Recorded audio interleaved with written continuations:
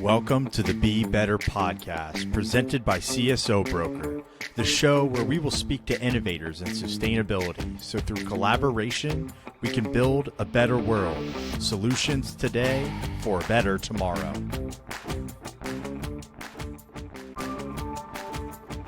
Welcome back, listener. Last episode on Be Better, we talked about the rise, retreat, and rebound of digital assets being leveraged across finance, operations, and sustainability. And so today, we're going to focus the conversation around several use cases across sustainability and talk about how one company is leveraging digital assets to go beyond carbon.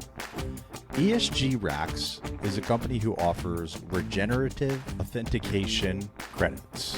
While we shouldn't confuse Racks with RECs, renewable energy credits, Racks is a very similar concept. It is an asset that institutions, investors, and individuals can purchase so they can lay claim to the associated outcome. ESG Racks leverages the power of blockchain technology to create an auditable digital asset. And these digital assets can be leveraged across a litany of use cases, from regenerative agriculture, circularity, social justice, recidivism. The list really does go on and on. I think what's equally as fascinating here as the application itself is the methodology behind the rack that makes it possible to quantify and validate the value of a credit in the form of dollars, right? Or whatever currency, the human impact unit. Today, we will speak to Dr. Chris Draper, CEO and founder of ESG Racks, who developed the human impact unit. And Dr. Chris Draper is doing meaningful work in solving the inconsistency of ESG reporting by putting human impact at the center of ESG valuation and analysis and creating a common language to assign a value to ESG outcomes. Here's our conversation. Chris, thank you so much for joining the Be Better podcast today. I really appreciate it. I was excited for this conversation. No, thank you very much. Pleasure to be here. So, Chris, you have somewhat of an eclectic background. With the various industries that you've been in, working as a rocket scientist. How did sustainability become the problem that you want to channel your energy to? Yeah, I think the short of it with me, when you're looking through my background, while it seems like it doesn't mesh at all, I think within every one of those, the thread that has sort of kept all them together is if there's a problem, my goal is to figure out what's a creative solution for solving it, right? I don't believe building from nothing for no purpose. We have things already. We should be repurposing what we have. We should be constantly iterating on what we have. I think we really need to be innovating with what we have versus just tearing down, starting over, number one. And number two, I believe that you should help where you can. And so all of the things that have gone through there in my background, whether it be on initially the aerospace side, what I loved about that was we were solving problems no one had thought about, right? There was no textbook to open it up and be like, oh, how do you judge safety of a calibration radar ball that's used in radar calibration, right? How do you judge if that's safe or not, right? Within the HVAC space, generally, it was really operations. How do we make sure that some guy that just wants to make sure the environment is best for those people in the building he's in is as best as possible at the lowest cost? How do we, how do we start looking in the fuel space? How do we use waste versus corn, right? How do we make sure that we're making that right decision between what goes between food and fuel? And my background being in risk with a leaning towards failure, a lot of it was, well, how do we make that next best choice to repurpose or to improve upon what we have? And that fundamentally is sustainability in every way. So yeah, and one thing that I really appreciate about you is, how much of a big thinker you are, and you understand that, these systems that have built this world, are all interconnected and kind of working together. So it's a lot to kind of re-engineer that system to get us to a better state, a better future state. Talk to me a little bit about the human impact unit, right? And how you came to that idea. So this is really been a culmination of a lot of my life's work all in one, right? The first piece that it came to as realization was I was a government contractor, as I've done a lot of work in large organizations trying to figure out how we allow for innovation.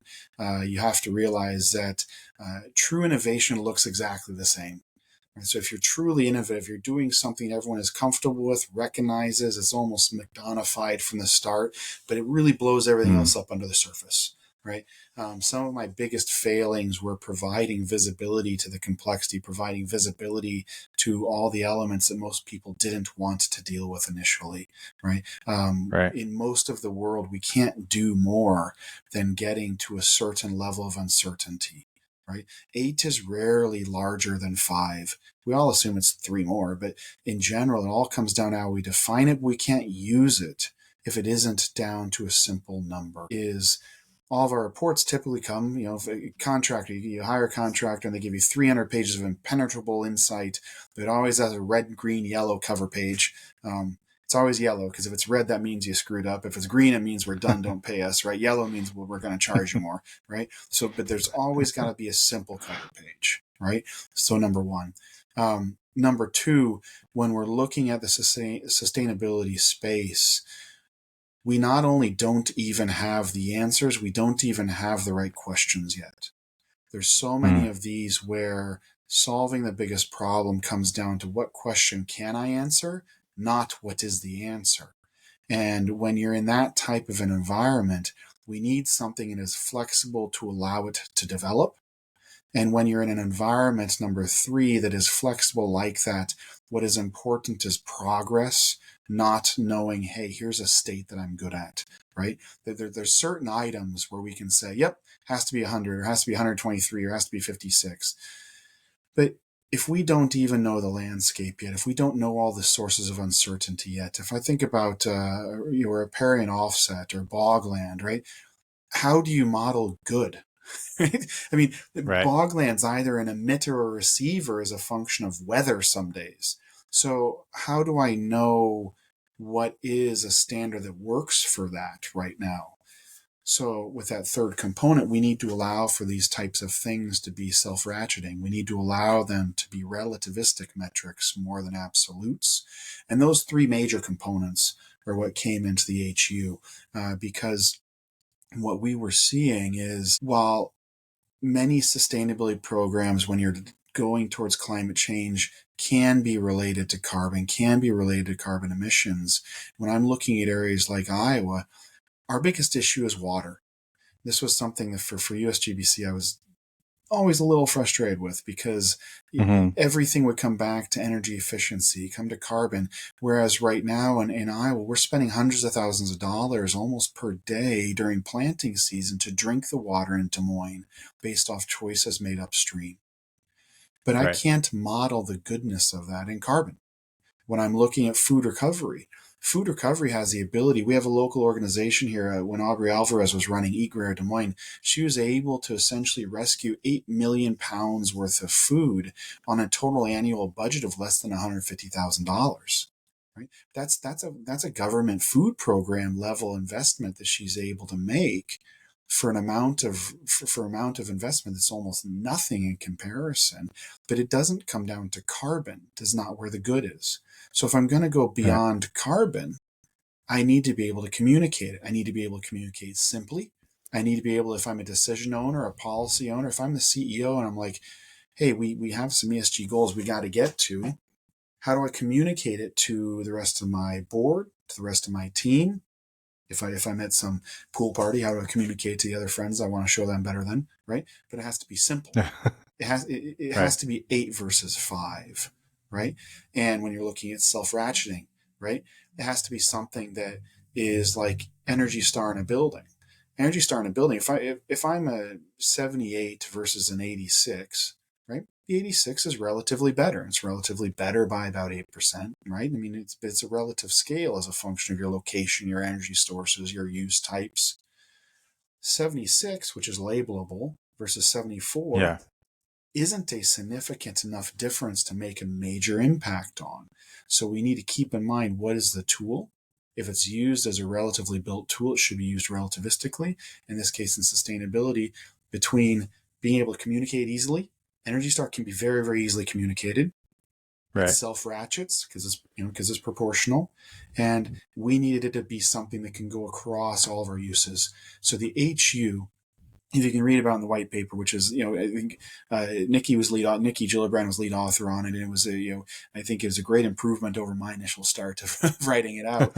But the logic we use is that we should be looking at sustainability from the perspective of what is your impact in whatever Yeah. units you're using. Is it pounds rescued? Is it individuals engaged? Is it gallons saved? Is it tons avoided? We should look at your impact and then rate that impact as a proportion to the magnitude of the problem that you're able Right. to solve. So we're able to say, okay, I actually came in here and I rescued this many pounds of food. Well, relative to the pounds of food needed to end food insecurity, how many of those did I do per capita? What we see there is it gives us the opportunity to say, okay, in the carbon space, internationally, our average person emits 4.6 metric tons of carbon per year. So we would say, if I'm going to make 1 HU of impact, I need to get rid of, at least 4.6 metric tons of carbon. But within the HU model, that doesn't really account for everywhere. I mean, because not all my carbon projects are going to be relative to that average human. In the United States, we have a United States average of 16.4 with some communities up in the 20s, right, for carbon emissions. The HU Right. allows you, as a magnitude of the problem you're addressing, to incorporate those issues into the calculation. In food rescue, looking at food insecurity, if I take a national look at food insecurity in the United States, and I look at the 44 million people who are food insecure in the United States, 23 pounds of food rescued is what we think is really sort of the HU equivalent, right? That's making one human's worth of impact with respect to the United States. But not every area within the United States has the same issues. Food deserts are not uniform, right?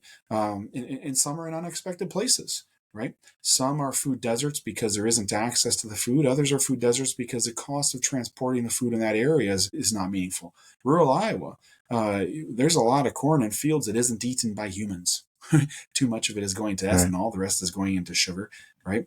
But the magnitude of the problem and the area you can reach, the denominator of the HU. So the HU is, again, what is your impact relative to the denominator, which is the size of the magnitude of the problem you can solve, is what makes the HU exhibit those qualities we're looking for, which is it's directly comparable.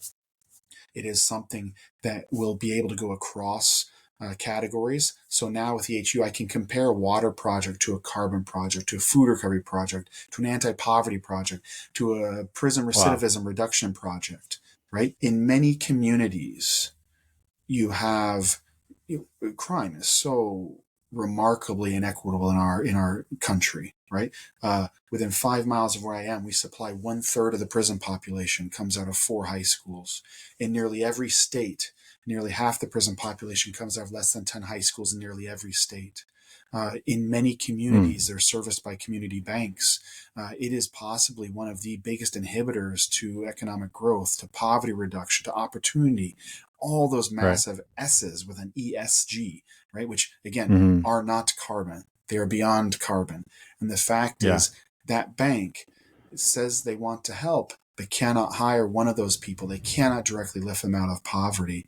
And if we're going to allow that bank to invest in those individuals making those impacts, making those S's impacts in social impacts, we have to give Right. them a way to tell their board this is what it means. And that's what the HU provides us, the ability to take E, S, and G, all 3 of them, and rate them as a function of what is the human impact, with the assumption being ESG is improving upon those issues in our world that are caused by human action. They're caused by, or human unaction, right? Whether Right. it's human action or unaction, all comes down to what has the human done within our world? What kind of impact have we had? And how do we lessen that impact? How do we ensure more equity? How do we ensure more fairness? How do we ensure a more sustainable world by focusing on its human impact, directly modeling that in a proportional, self-rationing manner, and making sure we can compare these projects for investment in a way that's easily communicatable, Right. auditable, provable, Yep. in a way where we can actually be sure we know what we've done. And I think you hit on something there, talking about how carbon has really kind of taken the main stage. And I think back to how that came to be. And I think it was an exercise very similar to kind of what you're doing right now and putting a price on it. Michael Greenstone out of the University of Chicago used to be the chief economist to the Obama administration, went through that economic modeling scenario and kind of developed the social cost of carbon. And I think to what you're doing right now, and I think about all of the mechanisms that you have in place in order to kind of model out what an HU is. Is there, I guess, how can we put a price on one HU? Is that possible? Yeah, I mean, actually, we just put together a little video. Don't know if it came out yet. Hopefully, it'll come out before the show, so we got a good reference. Yeah. But we put a little we put a little video out that we posted on LinkedIn. We're actually putting together right now an educational page. Brian Ward, our CRO. I know I'm going way too slow for him because he the feedback so far with people asking, "Hey, how do we do this?" is outstripped in many ways our expectations, which is great. But as far as the pricing goes, I think, again, the reason we liked carbon is because it's simple, right? It's simple. Right. We get it. It actually really was a driver of a big need. But as you start looking at it, we started saying, well, actually, methane's a 30x on CO2. So now we need to put in a modifier to it. And we need to actually, oh, well, by the way, this isn't actually all equitably going out. Right now we need to figure out how do we regionalize this. And the fact is when we got stuck on a metric ton of carbon, it's a lot like getting stuck on the idea that 8's bigger than 5. It helped us as humans be like, oh, I can identify this problem. But my argument is that it's probably the wrong abstraction. It's the wrong denominator. It's the wrong way for us to make relationships. And so I think it was the best tool we had. Is especially when you're looking at the technology of compliance and how you track it. It was the right thing for the right time to get our minds focused around the problem we were ignoring. But when we started to really dive into it, and we start to look at these SEC regs, which are allowing us frameworks that do not remain carbon exclusive, the vast majority of the communities wanting to prove compliance, all they've got is carbon as their tool. Right. So I don't think it's a situation where it was a bad start. I think it's a situation where we've fortunately outgrown it. Because again, the boiling frog is going to have a problem eventually, but the poisoned frog is dead. So we need to start thinking about all those other items that are impacting us more broadly. What's poisoning us now? I mean, literally in Des Moines, what's poisoning us every planting season is in our river that's going into our waterworks. That's what's poisoning us. Right? When you're looking at these communities that have no ability to get on their feet, the poverty is poisoning the community, right? You can do climate change all you want, but that community is already dead, right? How do we work on those items? That's because the HU is built to allow us to directly relate these non-alike items, because we're saying, number one, let's look at the human magnitude of the problem. Let's look at what our impact is on that. And now let's see if there are comparables in the marketplace, which will all have to come back to some sort of a market that someone's able to say this is where we're at, right? Carbon markets right now, we know we're saying between 80 and 90 in Europe, 80, 90 euros in Europe, right? We know that if we take an international average of the human emissions from an individual to buy one HU of balancing out that average human emissions at basically roughly 4.6, right? I'm now roughly at I'm now roughly at $330, right? So theoretically, if we look at carbon, I have a price of an HU of about 320, right? Well, We did 2 auctions. We actually sold RACs, which is a asset we created to be able to transfer these intangible values of non-carbon items. We did 2 RAC auctions in the food recovery space.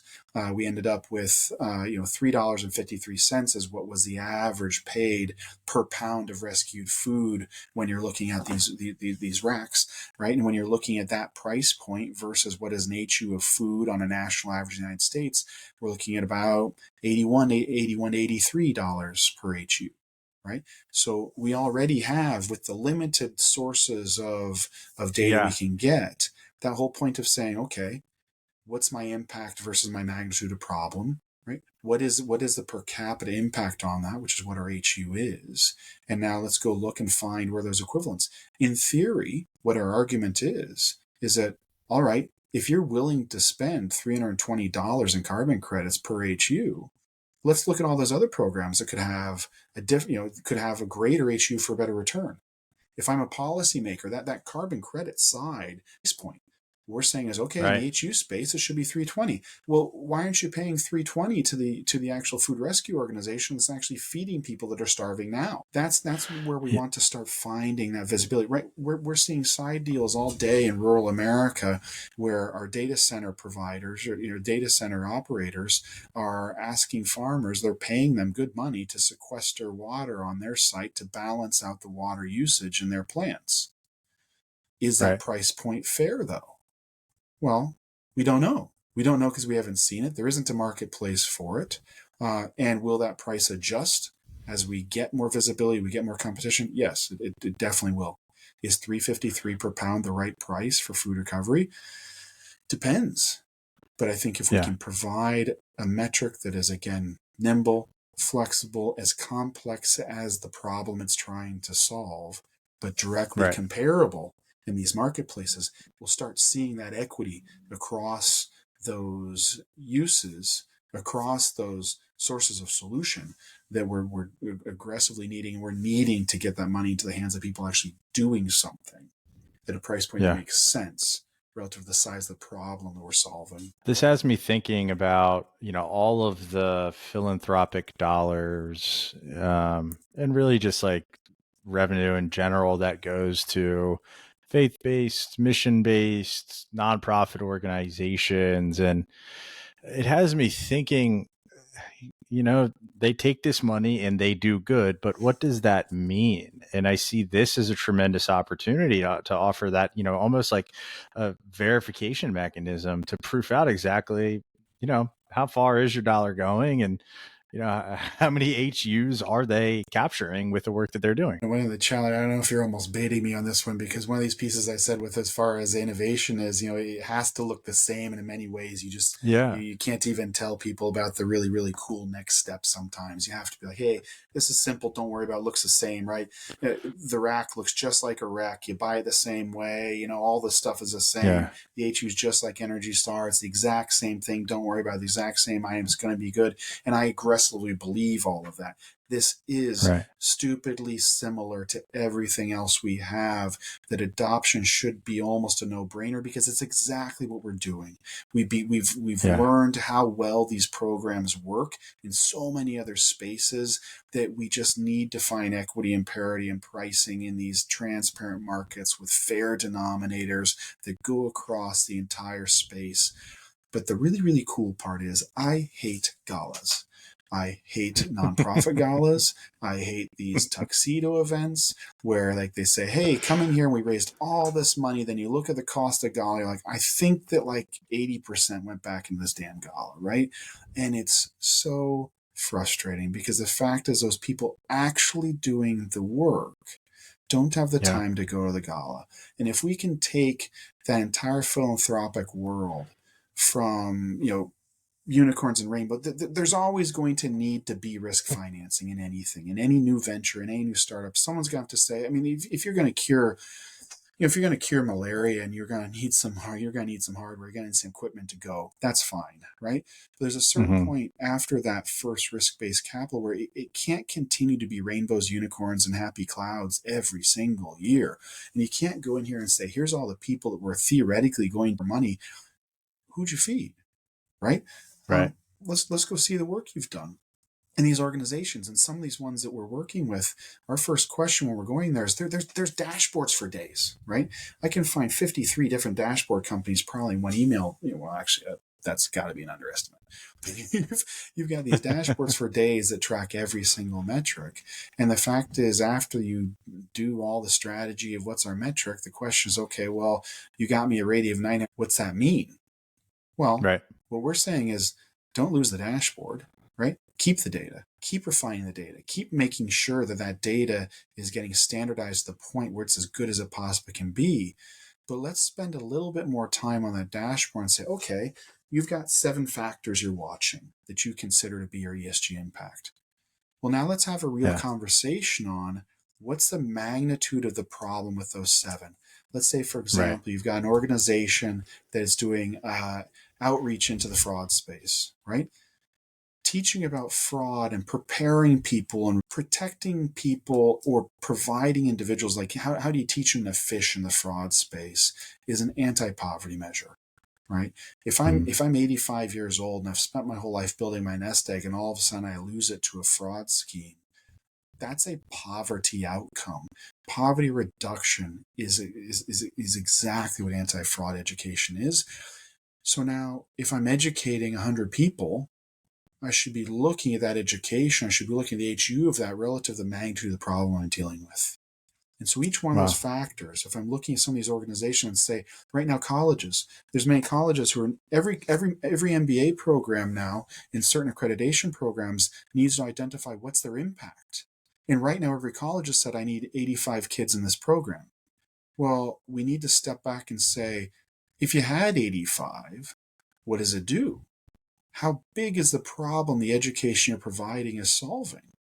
What is the magnitude of the issue as you see it within the scope of what you're doing? So when you're looking at the HU and where you're looking at the potential of it is, this is not something that replaces, it's purely directly additive. Let's take your dashboard. Here's your 7 things. Let's spend the time to focus on a denominator. Let's find the denominator. Now we can add up all those elements you're factoring. That becomes your company's whole HU. So let's say I'm working on a project at work. Well, I contributed to that project. There's no reason I can't, as an individual, take the HU forward. When they say, what did you do at your work? Everyone in his resume says, oh, I was P&L responsibility for 2.3 million. We shipped X number of units and we did X, Y, and Z. Well, is it really meaningful? I mean, when you did that, how much did you benefit humanity in that area? We should be asking that question. We've gotten used to saying, what's my carbon footprint?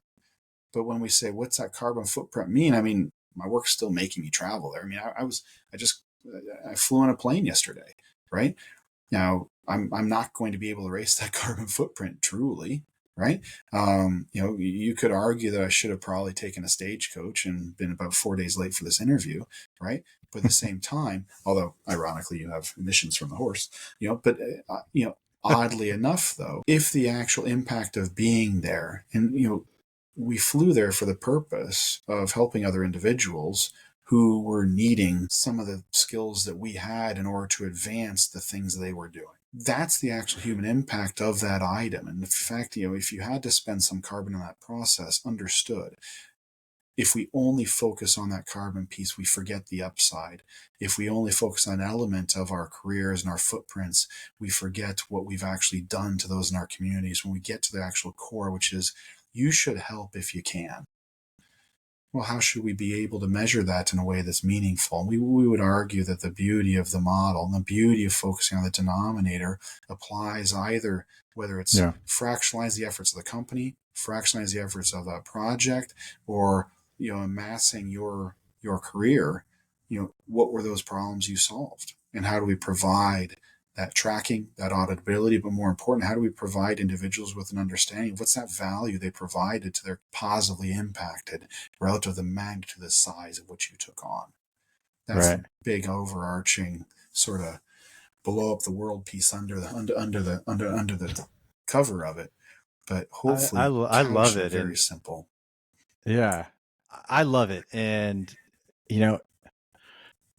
the modeling piece and, kind of understanding the concept of the HU is incredibly intriguing. Here's it, like, it's not perfect, but let's not let perfection be inhibitive of progress, right? And it's a shared language for Mm-hmm. the shit that we do, right?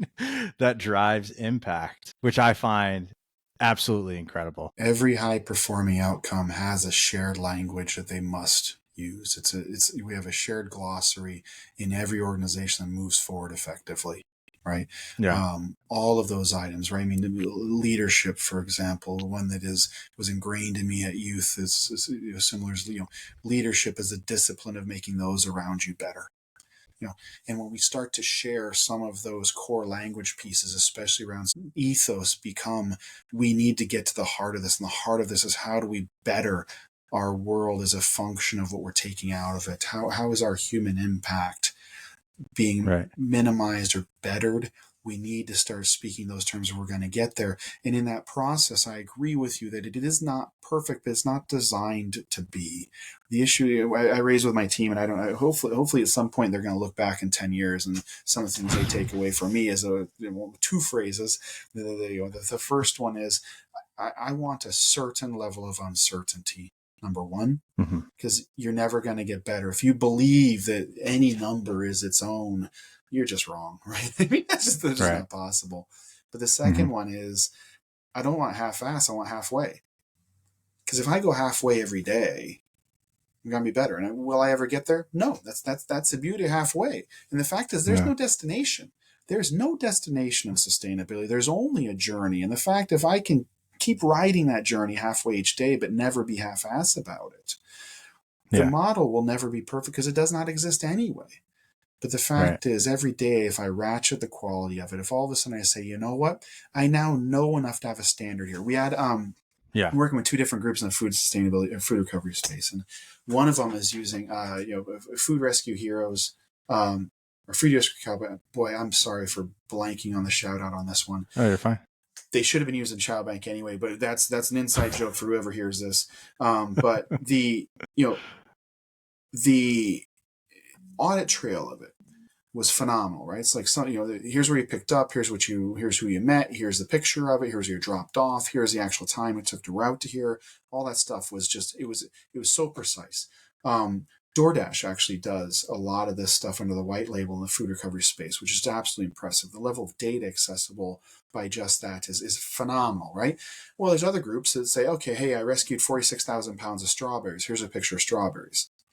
Now, I'm not saying I don't believe you, because I do. You're a reputable organization. I get it. But like, if I'm going to communicate to someone else, there's a semi-truck worth of strawberries, but I just see a picture of strawberries.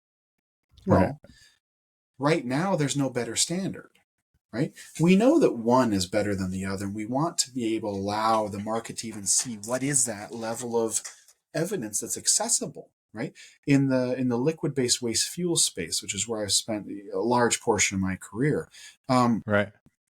there's a level of uncertainty in there that some things just aren't possible. Right, we can know that there's always going to be more coming in than there is going out. You sort of know roughly that it's going to be a 60% yield at the end in general terms, barring anything crazy. There's some weather variations in that. In the winter time, it's going to be higher because we have to seam some stuff. I mean, so there's going to be variations in that. But the fact is, I can really only see trends in a lot of ways. The way that industry works, we can say I want to get down to an exact pound, but it's fluid as very a fluid issue, right? I mean, the fact is, it's not like shoes. I can't FIFO it. It's not like I can say, hey, here's pound 546. No, it went out this way. No, I'm fractionalized. As I co-locate those materials, I'm fractionalizing them the whole time. It's an ingredients list is what we actually ended up building in this space, right?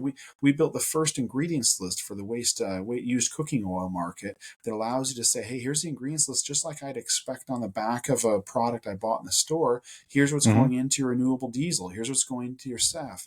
Here's what is, to the best of my understanding, what I think is there. But I can't get better. A lot of these things, that level, we're the first tool in the industry to do live tank modeling. Now, that doesn't mean that the other tools aren't the best that we had. Similar to carbon. Carbon was the best that we had. It was the first best market that looked like other markets. But you forget there's There's whole markets with all kinds of grades of diesel. Diesel that can go into your truck. There's not just one diesel at the pump. There's still markets with a whole range of diesels that have a whole different set of standards to them. And we're going to find those standards. Right now, we don't even have them. And if we don't even start finding value, and if we don't start to compare impact against what we're really going for, we're really going for how do we make this world better for humans? If we can start at that point of saying, let's couch this in a human perspective. Let's make sure that we have a model for it that as I realize, oh, well, this is better. Let's add that into it and let's refine that piece. I think for a lot of these projects, repairing offsets. I know 50 foot works. I know 30 foot's probably okay. Yeah, between 30 and 40, where am I, right? Where's that point of diminishing returns? I could probably find you 1,000 people who can model that within the next week. But is any of those models right? And the answer is that they're all right to an extent. And when you look at the white paper, it's similar. When I did my PhD, it was 285 pages, and it had a whole wide breadth of things that were really some really cool advances. Did some really cool stuff in hypervelocity impact, which is 2 kilometers per second or faster when things collide. Had some really really cool stuff in strength of certain materials that we hadn't really thought about before. But on my third to last paragraph, I identified that, if this system goes out, if there's a perturbation of less than 1/10,000th of a degree, we end up in a failure. Well, the problem was that was going to occur every 90 minutes. So it remained, and you needed 89 missions per month for this system to actually be economical. So I think the reviewer said that seems like a pretty important paragraph, which is, man, I agree. But let's not worry about all the other stuff, all the good stuff we did, right? Similarly, in the white paper, and I think it's ironically the third to last paragraph in that one is getting to the non-linearity of the denominator. We can measure the magnitude of food insecurity in the United States as 44 million insecure out of 330, right? Or we can measure it as 4+ billion out of 7.8 billion in the world. But that does not speak to the regional or community-based variations that must be accounted for if we're truly going to get to equity. The biggest problem with carbon right now is the number of modifiers that we're trying to stack on top of carbon to make carbon work. Well, let's go back to first principles. First principles is the humans in this community that I have access to reach. How big can I do it? It's like when you're starting a startup, right? I have my Tam Sam Sam, right? Well, the denominator in my HU is at SAM, right? How big is that market I can truly reach with this solution? And now, how much impact did I do with those I could help? Because if you can help, you should. Yeah. And when you think about it, carbon being the North Star, carbon's a massive problem. It is. But we can't fall into the trap of chasing the shiny object for too long as our Northern Star, right? We need to start to branch out, even for, social justice sake. This social justice and dispute resolution and equitable justice system is what for the last 8 years is what the startup was before coming back, before bringing that technology back into the actual sustainability space. There has always been a lot of focus, and there is a parallel to carbon. So give me a quick second to run for a minute, because when you're looking in the social justice space, there is a lot of discussion of efficiency. Right? We want to, in the dispute resolution space, the online dispute resolution space, which is where a large fascination of my life has ironically sort of been outside of the sustainability, is we say, what we need to do is we need all these different arbitration tools that let us get to an outcome quicker. But faster injustice is just more injustice. That doesn't mean that I've actually fixed the problem. Right? If efficiency is my optimization target, that's what I'm always going to get to. Carbon, I see the same way, right?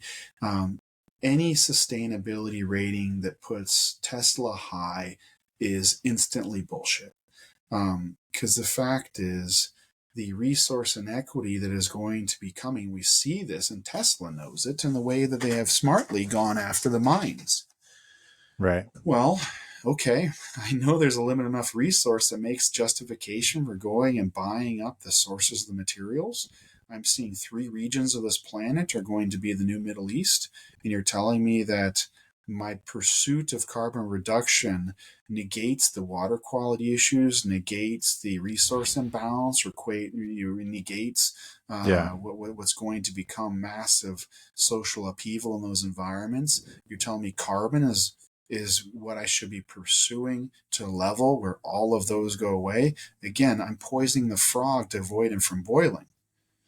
That Right. to me doesn't seem to make social sense for us. There is no access to equity in that.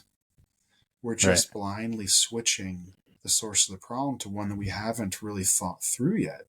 And that is not circular. that is not lead to equity, right? I think that's one of those items that It does tend to be the the way our world works, or has historically done so. well, but I mean, the human brain, we can only hold so much. I mean, but this is in the justice system. I did a piece. When we're looking at AI, right? One of the things I think we really, really love about AI is it gives us the belief that we can offload the complicated decisions to something else that can be more fair than us, right? But we forget that the designer is imprinted in its creation, right? The fact is, AI does not provide us new insights. It does not provide us new truths. It provides us a faster analysis of what we have. And when we look in the justice space on that front, I wrote a paper a while ago through National Center on Technology and Dispute Resolution, which is an organization, brilliant organization run by Ethan Cash and Leah Wing out of Amherst, and a great collection of fellows. One of the pieces when you're looking at our opportunity in that space is we can rethink the whole system. If we rethink what we're optimizing for, I propose that justice should be the minimization of our denial of opportunity moving forward, right? So if we look and say, hey, this event occurred, and is this the event that really did cause damage, right? But what is justice, right? Right now, we think of justice in the United States in a very punitive manner. It's like, okay, well, this individual has been punished enough, but we debate about enough, right? When instead what we should be saying is both sides, neither will be whole at the end of this, right? But the question is, what outcome is going to minimize the denied access to future opportunity? If we flip the script, if we flip the view on it a little bit, and we start putting our tools to optimize for that, what we'll find is that problem is probably not actually any more complex. It's just complex in a different way.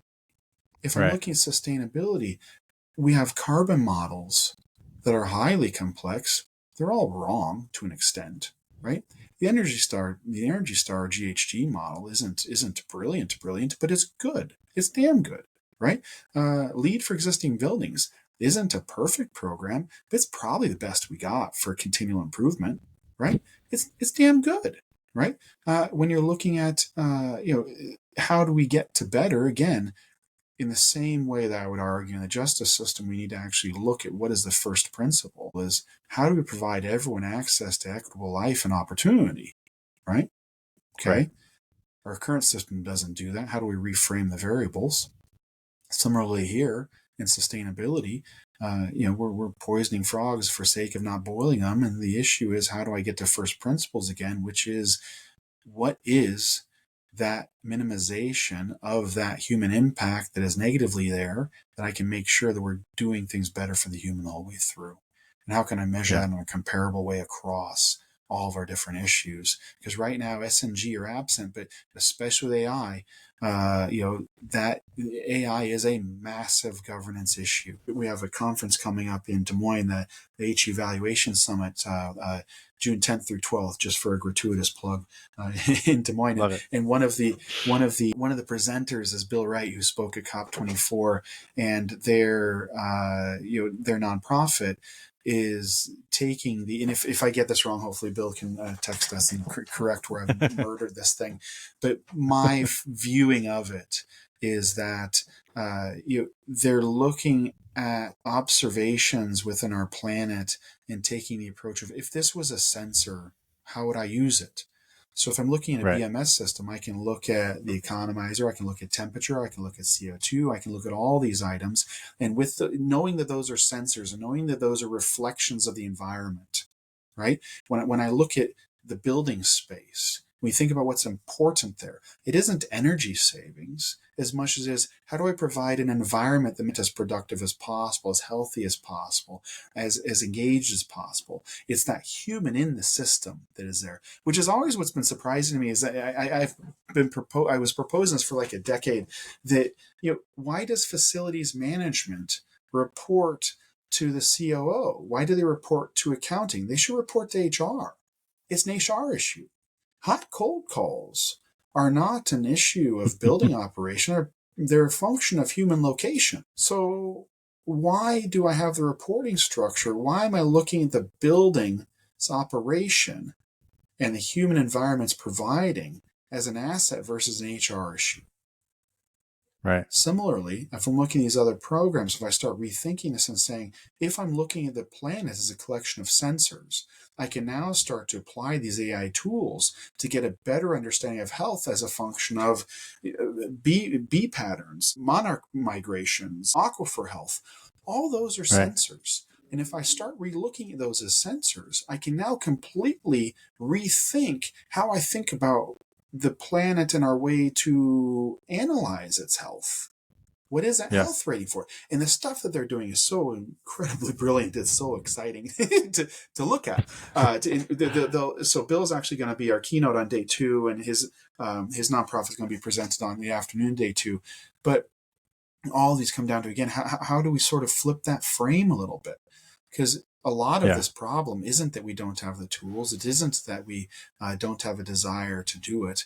We're cutting these side deals already to do it at large amounts of money being spent on it in ways people can't even. A large group, a major organization called a few years ago, and they said, hey, I got a target to cut my CO2 by 1%, $12 million my budget. What do you got? Right? They would have bought any offsets that would have gotten us closer to that. And in some way, I don't think that's a negative. Right? The fact is, in the state of Iowa, over 54% of our energy is renewably generated now, even though 0% of it goes to any home in a retail environment. It all goes to our data centers because it's all transferred out in the RECs and goes over there. But the fact is, before we started that type of a program, we were sub 5% of renewable generation. The fact that that demand is there is what caused the extra windmills. The fact that in a global sense, while we can argue, well, they aren't really cutting it themselves, I don't care because the impact is there. The fact is, banks are not going to hire a convict ever. They legally cannot do it. But if they want to own the intangible value of that, and if they want to invest in the groups that are sitting there on the north side who are keeping people out of prison, who are reducing poverty, who are providing opportunities, if I've got 30 more people out of prison and the program that is doing that is getting the money of it, I don't care who gets the credit space for doing something meaningful. Actually cares about what company's goodwill score went on to what accountant's worksheet. We don't care about that. We care about whether or not it got done. And to do that, we need that shared language that allows us to see the arbitrage that's available in ESG. To be able to say, hey, I could invest at this level and it could get me a little bit of the ways, or boy, that $100,000 can make an actual amount of impact over here, right? I can prevent the poisoning of frogs instead of worrying about a little bit of the boiling, right? That is a massive, massive win for who's here now. And that's the piece I think is the most exciting of it. That's a piece that, as we've been speaking to folk about it, it's been exciting that individuals who are in the space and have been in it at a very superficial level are able to grasp the opportunity of it, to be able to explain to their board. Right? They'll set through a sustainability meeting with 8,000 discussions all day, and we're saying, oh, hey, it's this many HUs. And it's this many more on the others. It provides a level of comfort that they can get there. But again, the point of the conference is there's a complexity masked by the simplicity that we need to be honest about, that we need to aggressively debate, that we need to get enough eyes on to keep iteratively improving upon the methodology, to keep iteratively improving upon what denominator will we accept when we are attempting to perfect the valuation, we're attempting to standardize it, we're attempting to provide all the other vehicles that we need for these things to take hold. Right now, I am more excited about accountants than I've ever been in my life. And this is an engineer who just does not do accountancy or lawyers, those sort of things. I don't mean to be negative to it. But right now, I think the number one thing accountants have done for ESG is they've ensured it will never go away. The fees that are accessible through ESG compliance are massive. The amounts that are being charged, I mean, they're large growth areas for lots of these major accountancies. And while I think on one side of the community, many people are saying, well, it just doesn't make sense. They're just paper pushers. My answer is awesome. Because that paper pushing is what got us to over 54% renewable energy within our state, right? That paper pushing, if I can provide you a different paper that says, you made a goal of this. You told your board we will do this. 77% of the investors that look at your company are looking at it because you made that statement, because they actually need to see you hit that target. This isn't like 20 years ago where you could say, oh, we're going to reduce carbon by 10%. And everyone's like, oh, well, that's sort of cute and all right. And no one cared, right? I mean, now you look at what Martha Stewart went to prison for, which admittedly she met Snoop. So I can't say that was actually bad for a brand or anything, but now they're buddies, right? However, if you go and make an ESG target now and someone invests in it and you don't hit it or you lie about it, there's 20 million metric tons of fake carbon out there because there was false trees. If you don't hit it now, you're now liable to your investors. You're liable to the government. Right. This is now fraud when it wasn't before. So being able to provide a new vehicle that an accountant can be comfortable with, because that's who signs off on it, that's what's going to clean our water. That's what's going to improve our topsoil. That's what's going to fund and expand these poverty reduction programs. That's what's going to provide us social and that's what's going to provide us environmental justice. Is being able to provide the accountants, the lawyers, the boards with the verification that work was done, communicated in a shared language that we can compare, contrast, we can assess, we can look at the trends on. That work is going to be more important than any in making sure that if they can count it and we can give them a different thing to count, that they can compare to the reports already doing now, that's where I think we win this. And that's where I think we actually take this to a completely different level, is by, perfecting, as I say, through hopefully at the start of it through this conference. We're bringing in 12 different startups from all over the shop. We're having 2 different individuals do an HU evaluation on each of them. Those 2 numbers will be different. There's almost no way they'll be the same if someone's looking off someone else's paper. And then we're going to debate which one's closer to better, right? And in that process of saying, what's this startup, this initiative, this nonprofit, my distributed farming ordinance is I'm hopefully going to be one of them if I can get the city of Des Moines to move a little faster, right? But all of those, if we can provide a range of evaluations, which we're going to be publishing at the end in a conference proceeding, so we can get that out. There's the beginning of the canon of our investigation of this way to relook at it, to reframe it, to get us back to human impact.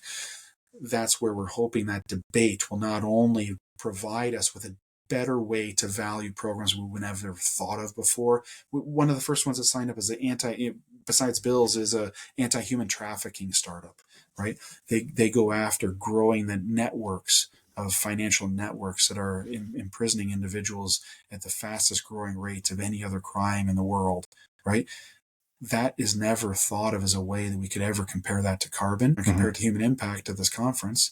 And that human impact is going to be able to be comparable in child trafficking over into access to hospitals, into job creation on Navajo lands, into sensors, the earth is sensors. All of these items now can be directly compared, evaluated, and hopefully increase the level of investment in the same way we've seen in every other market, from waste-based liquid fuels to renewable energy to anything that's had an ability for people to jump in there in an auditable, investable way, we will start growing this. That's incredible, Chris. And thank you so much for the work that you're doing. I do have one last question for you. How can we all be better? The first one to me is, I think, start looking at the framing of what we're doing as a function of the humans involved. We've put out some materials that help us start to thinking about the way that we propose that can work. But our hope is that we can all collaborate within that framework to make that framework better. My big hope is, hey, show up at the HU Valuation Summit in June. The website for it is HU20. It's the beginning of a home and away series between Des Moines and Berlin each year. But please make your voices heard on where have we got this right? Where have we got it wrong? Where can we get better? If you are an analyst, please be willing to jump in and throw your hat in the ring to say, how big is this denominator? These initiatives need that help, that visibility, and that ability for us to, as a community, grow that shared language that's going to allow us to all start from the same reference where we can measurably identify how we've positively impacted the humans in our community. Now, there was a lot more that Chris and I covered during this conversation, but I'll share that on my YouTube channel. And a number of things that Chris said really resonated with me, but I think Chris really said it best when he said that every high-performing outcome requires a common language. Now, go with me on this, but if we look to ancient civilization, right? They leveraged a common language to coordinate very complex societal tasks, such as the construction of the Egyptian pyramids, the administration of the Roman Empire. Hieroglyphics, standardized measurements, and Latin not only facilitated communication of complex ideas, but it also enabled the efficient management of vast and diverse territories. If we look at finance, the adoption of standardized accounting practices and risk assessment tools like GAAP and IFRS enabled stakeholders worldwide to understand and compare the financial health of different organizations all over the globe efficiently. And this common language proved critical during times of uncertainty like the 2008 financial meltdown, which really highlighted the need for a unified approach for managing risk. Now, in the realm of sustainability, relatively new universal frameworks like Sustainable Development Goals, or SDGs, reporting standards such as GRI, the Global Reporting Initiative, provide a common language that facilitates global cooperation and accountability. And these standards enabled entities to articulate their environmental impact and all row the boat in the same direction. I really think the HU, the Human Impact Unit, could be the common language across social impact in the near term. And as we've seen from history, once there is a common language, collaboration, innovation, and progress thrive.